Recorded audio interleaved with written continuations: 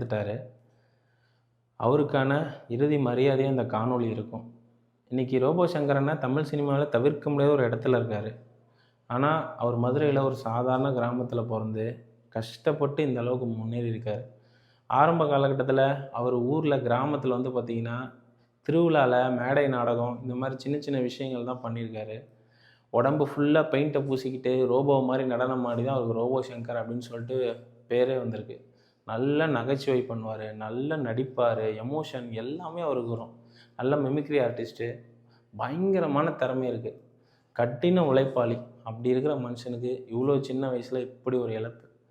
இன்றைக்கி தமிழ் சினிமாவோட உச்ச நட்சத்திரமாக இருக்கிற விஜய், அஜித், சூர்யா அப்படின்னு சொல்லிட்டு எல்லாத்தோடவும் நடிச்சிட்டாரு.